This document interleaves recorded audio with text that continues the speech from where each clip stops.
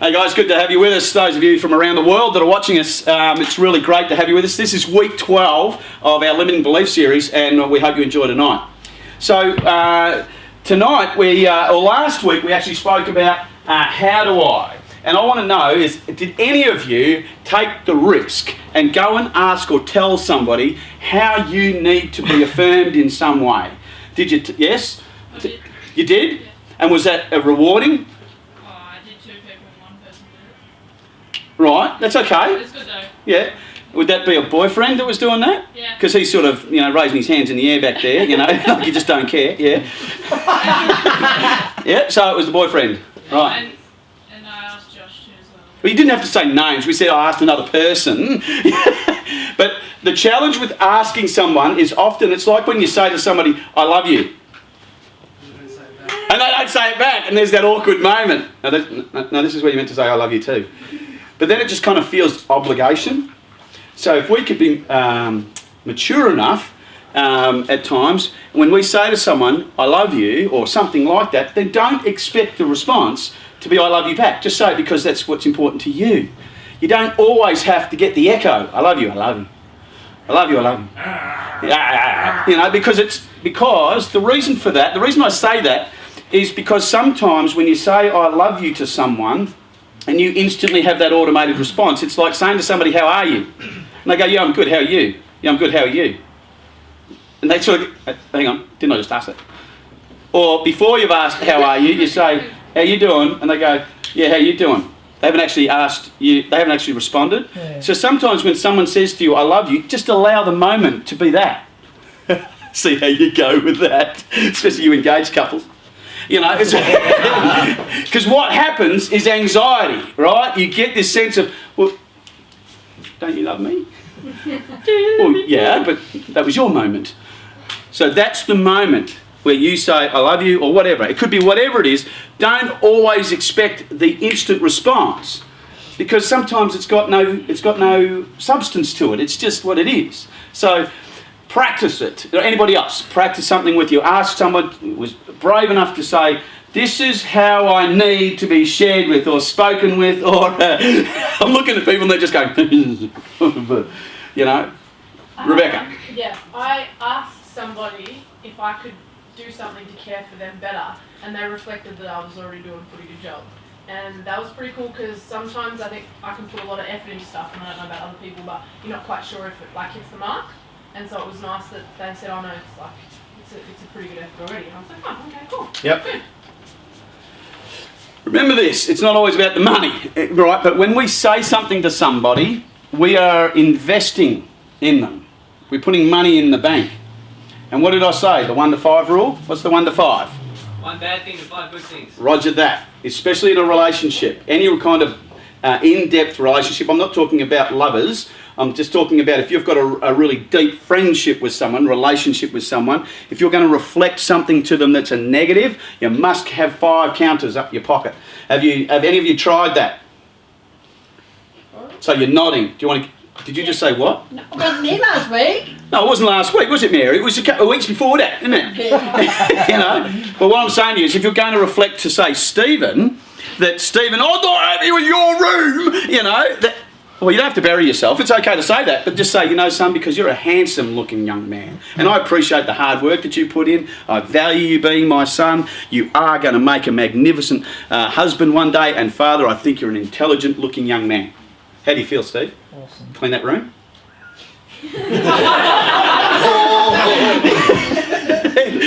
So you might...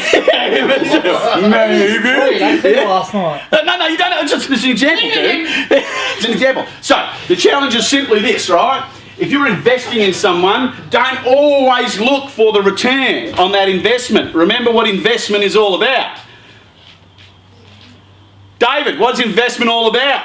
It's getting a return on what you're putting in. Yeah. And how long? Eventually. I love it. For those of you who don't know, David's one of our business partners. He's here, and he's a financial guru. So if any of you want advice, smash him for it. Don't ask him for money, because it's all invested. So, yeah, it's all free. Free advice. Yeah. I'm personal carer for my mum, and I don't actually expect anything in return. It's an interesting thing, I agree, and it's hard because I invest for my mum at times, and by golly, I want a return. You know, but then I know her bank account's nothing, so I got nothing, so I don't care if I put her in a home. So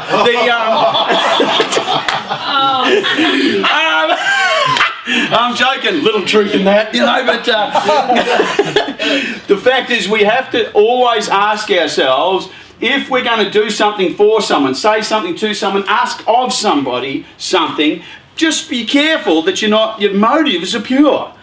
That you're not doing it just because if you're feeling insecure about your relationship, friendship, whatever it is, and you're sort of testing it, then why don't you have an honest conversation with that person rather than try and manipulate it with some, oh, how are we doing? I love you.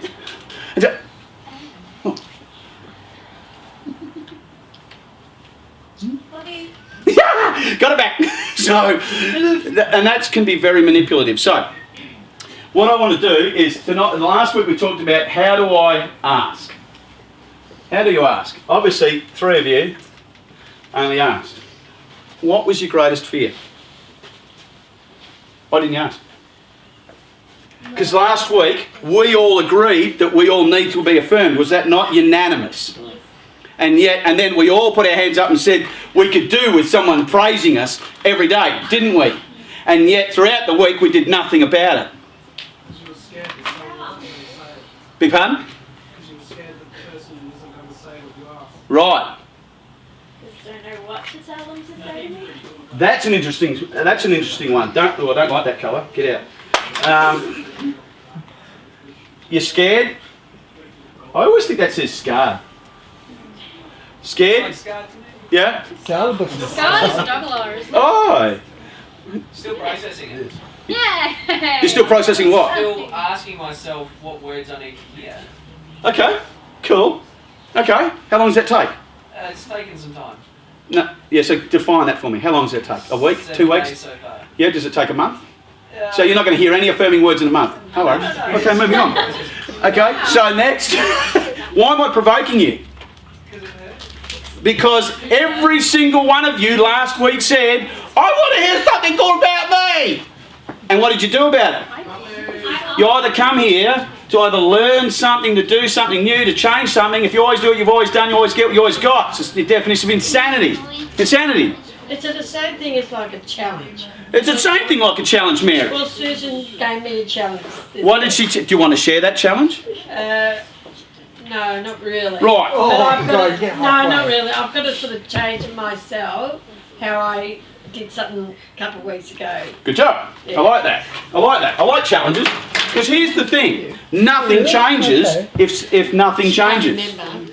It's like it's a principle. It's a law. So, if you asked last week something, if you wanted to say to someone, or you had that insecure moment, who can I use? Mary, come up here.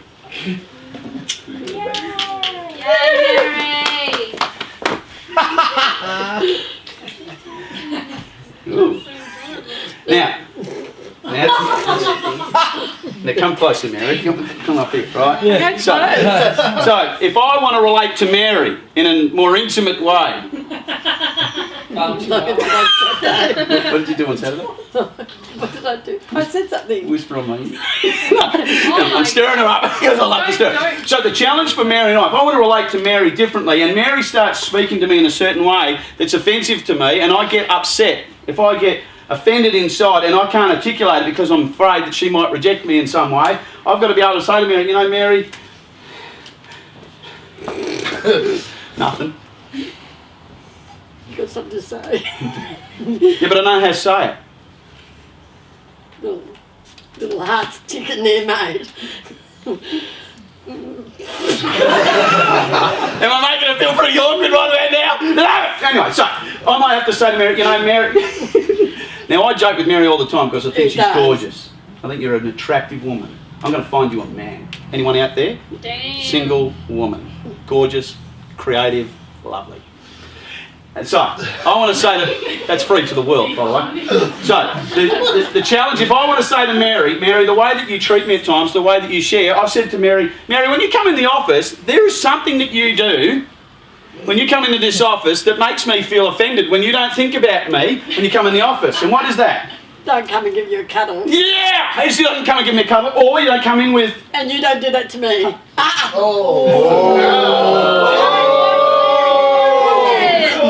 good things, quick!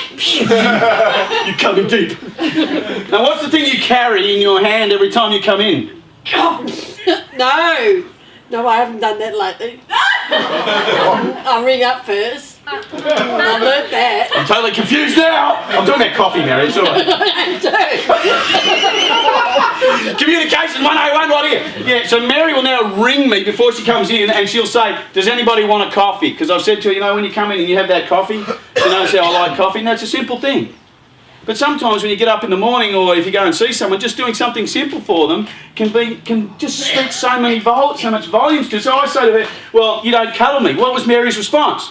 You don't do it to me.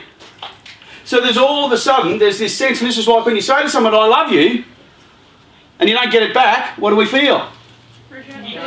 Rejected. Thanks, Mary. You're a great model. And you're totally hot and singled, if I didn't mention that. She's totally, you know. Anyway, so... Are you trying to hook Mary up with everyone here's like... Keep trying. I kept trying. I found a couple of guys. But Got to whatever. the pager. Get on Tinder, Mary. So, we've talked about... Hang on, I can't say anything there. I've just done a global profile. Anyway, here's the challenge. You don't ask, but then... How many of you get sick of people who say things, but they don't do things? I just did it. Okay? Put your hands down. How many of you say things and don't do things? All right, the same group of people. So this could be considered what? Hypocrisy. Here's the interesting thing. I looked up the definition of hypocrisy. Have you ever looked it up? It's quite a hypocrisy, I called it, you know. It means to go low. It means hypocrisy is the claim or pretense of holding beliefs, feelings, standards, qualities, it's a big list, opinions, behaviours, virtues, motivations, or other characteristics that one does not actually, in fact, hold themselves. Wow. So if you can't ask somebody for something, then how could you possibly expect somebody to read your mind and know exactly what you need? That's the limiting belief. This happens in particular with men and women. Right, Jordan? Yeah. Yeah. And why do we ever get engaged? Because it's so confusing. But then the ring comes out and you go, woo! I don't care about anything right now. Look at that, you know. So, but the reality's still the same. If you are struggling to feel accepted, feel loved, feel all of that, are you asking somebody for that particular thing? Why don't we do it? That's a question. See, I'll put a question mark after that. Why don't we do it? You said scared. What are you scared of? So I'm talking to a friend on the weekend. He says to me, Phil, I'm a bit flat. I said, oh yeah, what's going on? He says, nah, he's right. I said, why did you say that and then not want to say the rest of it? He says, other people in the world have got more things going on than me, don't worry about me. Do you know, what do you call that? Ebola's been a little bit pumped up. It's serious, but it's a bit more, it's been made out more than it actually is. Why don't we ask?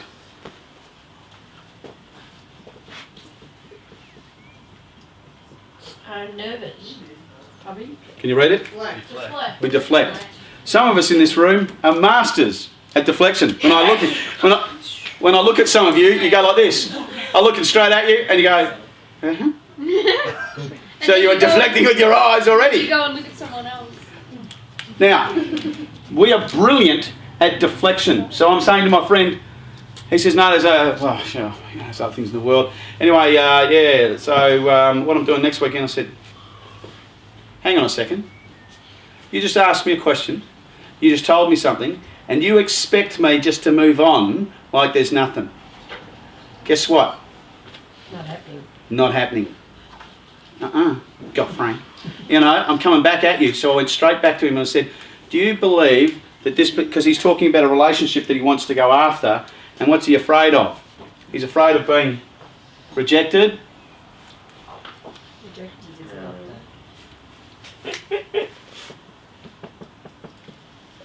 Rejected. That's my English, you know. I write like a doctor. So, the chemist understands, you know. So, the reality for us guys is simply this.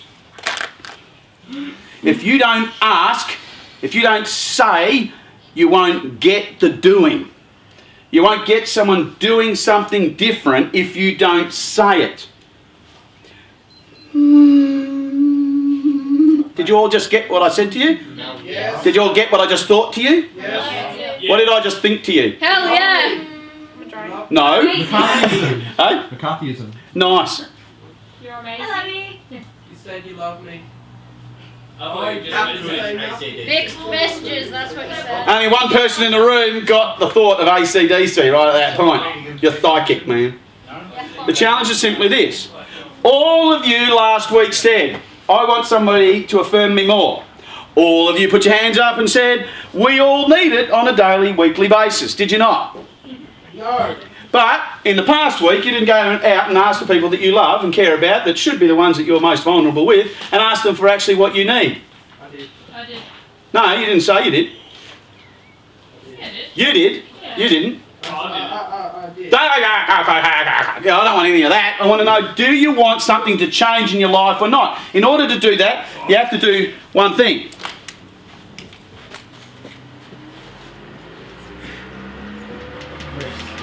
You have to risk it. You have to risk it. I don't like biscuits. You have to risk. Whenever you risk something, relationships, guys, are risk. There's risk involved in being involved with bridge builders. There's risk involved in being in a relationship. There's risk involved in being in a friendship. There's risk involved in being in business. There's risk involved in having mates at school. There's risk involved when you want something from life. You have to ask for it.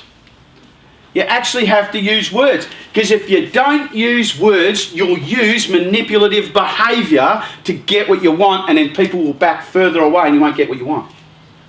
Or what you need. Our limiting belief is simply that we're afraid to ask for something in case we get rejected. So I say to my friend, what are you afraid of at your age? He says that she might reject me and she doesn't feel the same way. I said, so what's the option? You live with this uncertainty within your gut, because it doesn't live here, it lives in here, doesn't it? That uncertainty of friendship. It starts in here. It's where you get those butterfly feelings, those nervous moments. For some reason, you don't get nervous up here, do you? You might think a lot up here, but when you think too much, what happens to your stomach? Turns. It begins to turn over. You get that nervous feeling, you can't eat, you can't sleep. It's like your heart begins to race, your brain does begin to activate, and adrenaline begins to download. Now the problem with adrenaline is if you don't burn adrenaline, it actually goes into anxiety, and an overload of adrenaline becomes a depressive issue.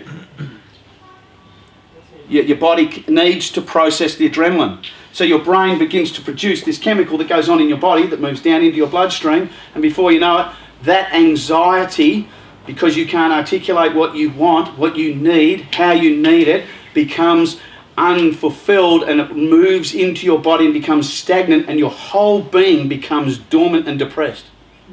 That's why people sleep, that's why people eat, that's why people withdraw. It's bizarre, isn't it? Quite fascinating at the same time. So how do you get past it? You need to speak. You need to speak. You need to ask. And you need to say what you need. It may go unfulfilled initially. Need or feel? Same thing? No. No. Well, they could be, Mary. What you need is food. What you need... I don't need bloody food, I don't need food. Thank you. I think I food. I'd like to test that for 50 hours. 5 hours. 40 hours. 40 hours. We do need food. But you know what the human condition needs above anything else? Vintage veterans of bridge builders. Love, value, Love, value, acceptance, acceptance. The four fundamentals. Sugar! Levat, not. No. You don't need sugar, brother, I can tell you. The reality is this. In all the psychology that's done around the world, food is a need for your body to stay alive. But you need emotionally love, value, acceptance and belonging. That's what you need. Bridge builders didn't invent that. That's a global issue for the human race. If you can't get past your fear of asking for that, you will lead an unfulfilled life. Why would we do that? Because my challenge is I might come across too freaking needy. That's me, but that might not be you. Because I'm a really strong, independent kind of guy. I'm a can-do, kind of fix-it-all, kind of person. I can put my hand and my mind to most things. I can figure things out. I can do without. I can live without. I can do that. I don't have to show that I need. We all need. The trick is sharing it with someone who can actually meet the need. Because if you don't share it with the one you love the one you're with. No, that's the song. If you can't share it with people that you love and risk it, one of my biggest challenges is trust. I'm not saying that's yours. I'm saying this is mine. If you have any point of relation on this, that's fine. But trust is mine. I'm not telling you that you don't trust them. I don't trust people well. It takes a lot for me to trust people closer to my world. Why? Because I've been hurt. Severely hurt. Got married just before. Yeah, that's beautiful. No, I'm talking about life-changing hurt. That one where people take part of who you are and just discard it like it means nothing. So the challenge for us is simply this.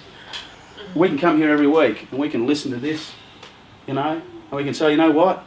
I'm a needy, hurt, wounded individual. Does that mean that you're a person that just goes away and lives in isolation? No, it just means don't look at the outer image. And like I said last week, go and just share something.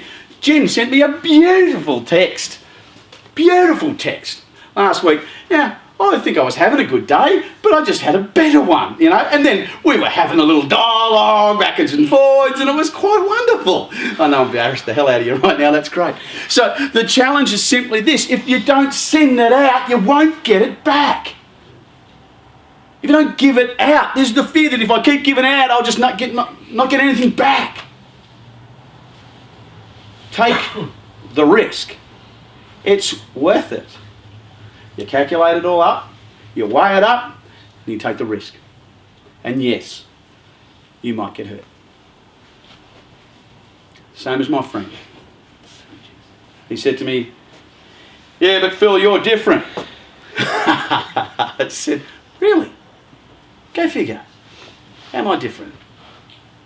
And he goes, your relationship with your boys and, bridge builders and yeah. I said, because I've never been hurt in the journey, eh? He goes, yeah, but at my age. I said, you know what? I said something to him I'm not going to share here. I said, he's a soft... And I said, you're full of it. You're full of your own fear and you're full of all the advice, but you're not prepared to take your own advice. So you've got a week. Then I'm going to go and talk to the girl. Because I know who the girl is. So he went, what? I said, that's the risk of relationship, isn't it? He goes, what? I said, you've got a week. He goes, well, starting from when? I said, starting from right now. I don't have a watch, so I went to my bed. So guys, I want to challenge you for this week as you go into your packs. Take the risk. Just because you present like it's all together doesn't mean that you're all together. Okay? It doesn't mean you're not a needy person. Every single person in the room last week put your hand up and said, I'm a needy person.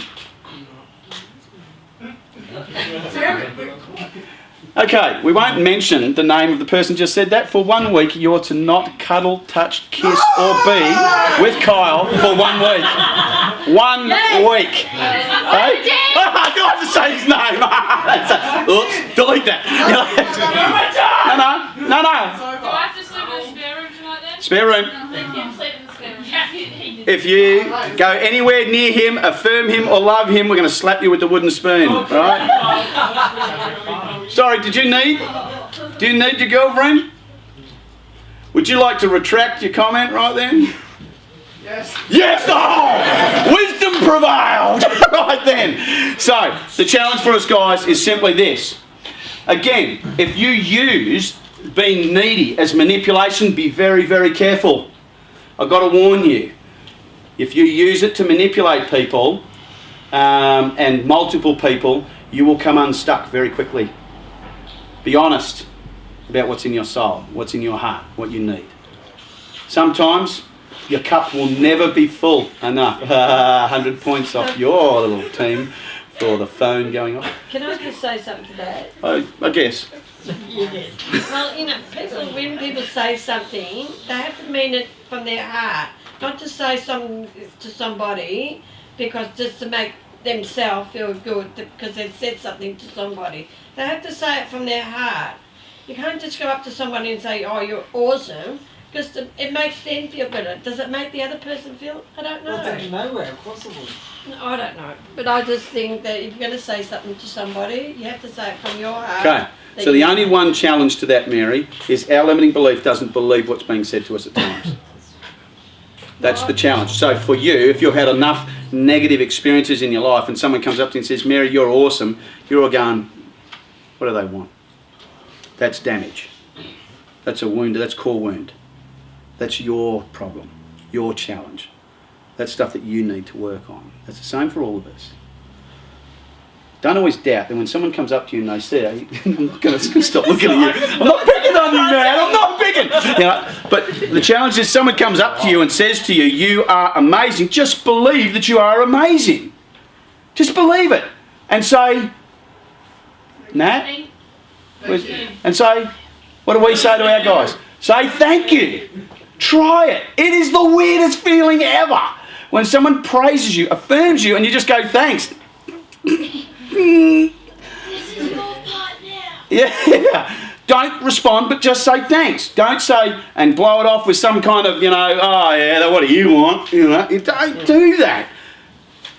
Don't do that. Just begin to believe it. And I can tell you, your entire week and focus will change. The challenge for us simply is our limiting belief doesn't believe what we're being told. So if I go up to Mary and I, give her a bit of grief at times, but if I go up to Mary and say, "Mary, you're one of the most caring and wonderful people that I've ever met." Oh, did you see what she just did? No, she didn't. I'm picking on you because she's tough enough to take it. But you know what Mary did? What did you do? Come up here. I want to show everybody that moment. Body expressions are brilliant. I'm not picking on, but she's wonderful because you're really battling through some of this stuff. I am. Oh, I said it to you. Look at everybody. What did you do? Just that. That's exactly what she did. I looked at her and she goes, within a moment. Did she have to say anything? What did she just do to what I affirmed her? Deflected. I love you, Mary. From the heart. So we could get really exhausted by somebody who doesn't believe it. That's what you call high maintenance. A person that's high maintenance will never believe whatever you say because the cup is always half empty. You're going to go into your packs. I want you to be honest this week. Did you have a question? Someone's pointing at someone? Hey? Oh, yes, just before we do that. Kyle, did you have something? Oh yeah, someone called me an idiot earlier this week, right? And I turned around to him and I'm like, I just waited, and waited, and waited. I'm like, nice to know you can call me an idiot, but can't give me 5 good affirming words. And then all of a sudden, bang, bang, bang, bang, bang. I'm like, does not count. Obviously somebody that knew, yeah, you can pause that. Good to have you with us.